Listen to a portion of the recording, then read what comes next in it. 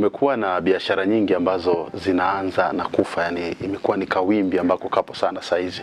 Watu wengi ni kama vile wana muamko wa biashara, lakini wanapoanza biashara hazifiki mbali. Leo nataka nikusaidie sababu ambazo zinasababisha biashara nyingi kufa. Sababu ambazo zinapelekea biashara nyingi kufa. Sababu ya kwanza ni overconfidence. Na hii mara nyingi overconfidence, yani kujiamini kupita kiasi. Mara nyingi kujiamini kupita kiasi, hapa nitazungumzia vitu viwili. Cha kwanza ni kabla ya kuanza biashara, cha pili ni pale unapoanza kuona matokeo ya biashara.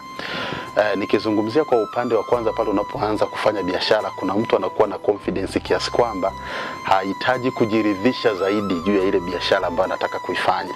Kwa sababu tu yeye ameiamini, basi anakuwa na ile confidence, anaamini kwamba bana, hii biashara tu itakuwa tu ina matokeo.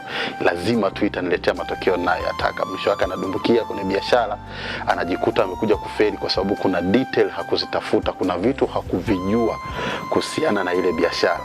Lakini kitu kingine cha pili ni kwamba pale ambapo biashara inaanza kuonyesha matunda, pale ambapo labda wateja sasa wanaanza kuifahamu biashara, wanaanza kuja kwa wingi kwenye ile biashara, mtu anaanza kuwa na ile overconfidence ambayo inampelekea kufanya maamuzi mengine ambayo yanakuwa sababu ya ile biashara kufeli. Mfano, anaweza akawa kwa sababu ameona kuna wateja wameanza kuja mfululizo, akapata confidence ya kuagiza mzigo mkubwa kuliko uhitaji wa wateja. Ina maana kama ni vitu vinavyoharibika, tayari vinaanza kuharibika, ambayo inakuwa ni hasara, ambayo inafanya ile biashara tena izorote na kurudi nyuma. Sababu ya pili ni careless. Kuna watu ni wako very careless kwenye biashara zao. Ni watu wengi sana, yani, na hapa inaweza ikawa kwa yule mtu ambaye umemweka kwenye hiyo biashara au mmiliki mwenyewe wa biashara. Kumekuwa nimekutana na vitu vingi, unakuta sehemu nyingi, unakuta hizi ambazo tunapata huduma, unakuta kuna sehemu unanunua, labda kuna kitu unaona hakijakaa sawa, labda unashauri bwana, hapa kwa nini usifanye 1 2 3. Unamkuta pale ni kijana tu labda amewekwa au binti amewekwa. Yule binti inabidi amwambie bosi wake kwamba bwana, wateja wanashauri tungefanya kitu 1 2 3, ingekuwa imekaa vizuri sana. Lakini bosi anaposhauriwa, yeye anakipuuzia au anakichukulia tu kawaida. Ina maana hafanyi kile ambacho wateja wanashauri. Na ukumbuke kwenye biashara bosi ni mteja, hauna bosi mwingine. Na maana kama hautasikiliza mawazo ya mteja, tayari umemfukuza huyu mteja, unataka asije kwako tena, na asipokuja kwako tena ndo unaanza kuua biashara. Kwa careless inaua biashara nyingi. Na hapa pia nitazungumzia kuna wengine careless tu namna ya mfano wao ambao wanauza tuseme vyakula, ambao wanauza vyakula vingi. Mfano labda tukizungumzia cafeteria hizi au restaurant, ni mara nyingi sana ukikutana na watu wao wanaambizana, usiende pale bwana, pale hata wajali ni wachafu. Kwa sababu tu wauzaji wa pale wako careless, hawajijali wao wanavyovaa, hawajali vyombo wanavyovitumia kuhudumia wateja. Nakuta tu vyombo vimechanganywa, au sometimes unaangalia maji yanayotumika kuosha vile vyombo, yani mpaka wewe unajuta kwa nini ulikula pale chakula. Careless. Kwa sababu ukishaona yale mazingira ya careless, hapo tayari uwezo kurudi kwenye biashara. Au kuna ile unafika dukani, yani ni kama vile wewe unambembeleza mwenye duka akuuzie. Yani ni kama vile mwenye duka amelizika. Unajua kufika sehemu unakuta mwenye duka anakuuliza, yani kwa ukali, yani azifu sijui mmekoseana nini. Umeona hiyo ndio tunaita careless. Wewe kisha kutana na ile huduma, uwezo kurudi tena hapo, wakati kuna mahali unapokelewa vizuri, kuna mahali unabembelezwa kurudi tena. Kwa hiyo careless inaua biashara nyingi. Kitu cha tatu ni kukataa kubadilika. Ni lazima tujifunze kwenda na muda kwenye kila tunachokifanya. Kadri muda unavyozidi kwenda, kuna vitu vinabadilika na sisi inabidi tubadilike. Zamani hazikuwepo hizi digital marketing. Ilikuwepo tu ni mnauza tu kawaida. Lakini sasa hizi kuna issues za digital marketing.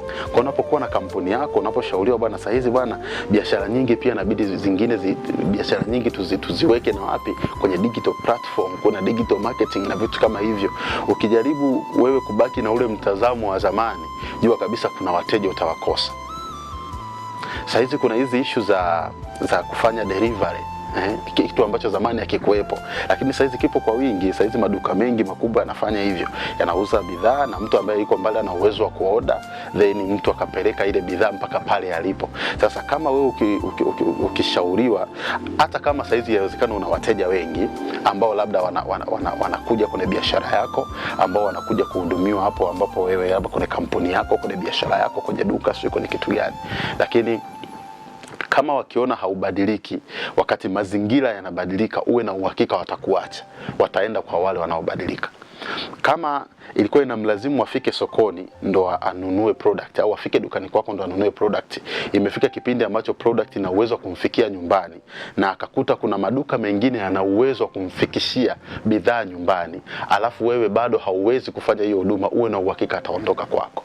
Kwa kitu ambacho ni pia tunatakiwa kukizingatia sana kwenye biashara, unatakiwa kukipa umakini kwenye biashara. Angalia namna ambavyo biashara zinaenda, namna ambavyo vitu vinabadilika, hakikisha na wewe unabadilika kuendana na hivyo vitu. Mfano unauza nguo, fashion zinabadilika kila siku, si ndio? Ukiagiza mzigo wa nguo ambazo zilikuwa zinavaliwa mwaka 2000, saizi utabaki nazo mwenyewe, hakuna ambaye atavaa. Kwa sababu gani? Kwa sababu nyakati za hizo nguo zimepita. Kwa hiyo tukubali kufanyaje? Tukubali kubadilika. Na kitu sababu ya 4 ni kutokupenda unachokifanya. Kuna watu wengi sana wanafanya vitu kwa sababu tu fulani, lakini sio kwa sababu wanapenda vile wanavyovifanya. Tunasema hivi, kama haufanyi unachokipenda, basi hakikisha tu unakipenda hicho unachokifanya. Yani kama haufanyi kile ambacho ndo mapenzi yako, ambacho wewe unakipenda, lakini kuna kitu kingine ambacho umeona ni mwanya wa kukupatia fedha, kipende hicho basi, kifanye ukiwa unakipenda.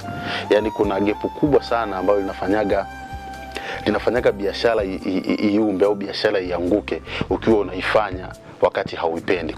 Cha kwanza utakuwa ni mtu ambaye huwezi kujiongeza kwenye hiyo biashara kwa sababu tu hauipendi, sio kitu ambacho kiko ndani. Pili, utakuwa careless. Yani hizi sababu zilizopo hapa juu zinaweza zikamezwa na hiki ambacho na hii sababu ya 4, kwa sababu tu wewe haupendi. Kwa utakuwa careless, hautakuwa care na wateja. Kuna vitu hautavifuatilia in detail kwa sababu sio kitu ambacho unakipenda, kwa sababu sio kitu ambacho unakijali, kwa sababu kama kitu ukipendi huwezi kukijali, na kama kitu ukijali na maana tu kitakuwa yani kitajiendesha kama kinavyotaka chenyewe, sio unavyotaka wewe. Kwa mwisho wa siku ni lazima tukikuangusha. Sababu ya 5 ni kukosa imani na unachokifanya. Hii ni sababu kubwa sana. Yani kama haukiamini unachokifanya, jua kabisa hakitakupa matokeo. Hakuna matokeo yaliyowahi kutokea kwenye kitu ambacho mtu anakifanya alafu akiamini. Motive ya kwanza ya kumfanikisha mtu kwenye kitu chochote ni kukiamini kile anachokifanya. Unapokiamini kitu unachokifanya, kuna namna na kuongezea nguvu ya kukipambania hicho kitu. Unapokiamini kitu unachokifanya, kuna namna na kuongezea unakuwa creative kwenye hicho unachokifanya, kwa sababu unaamini kitaleta matokeo. Lakini kama hauna imani nacho, utakifanya kwa uvivu, kwa sababu unaona bwana, hii hapa naweza nikafanikiwa au nisifanikiwe. Yani kuna namna hautakuwa makini, kuna namna hautafanya hicho kitu kwa uzuri, kwa sababu hauna imani kama kinaweza kikakuletea matokeo mazuri. Sababu ya mwisho ni kutokuwa na taarifa muhimu. Watu wengi wanaanzaga tu biashara kwa sababu wameona mtu fulani amefanikiwa, lakini haujui yule ambaye amefanikiwa aliangalia kitu gani na kitu gani, alizingatia nini na nini mpaka kufika pale. Wewe unakurupuka tu na kuingia kwenye ile biashara, nimemwona mtu fulani bwana anauza kuku, ngoja na mimi nifuge kuku. Mwisho wake ndo unafuga kuku, nanua vifaranga 300 vinakufa vyote. Kwa sababu gani? Haujauliza zile detail, haujapata ujue ugonjwa wa kuku, ujue namna ambavyo anapata chanjo, yani zile taarifa muhimu za kile ambacho nataka kukifanya.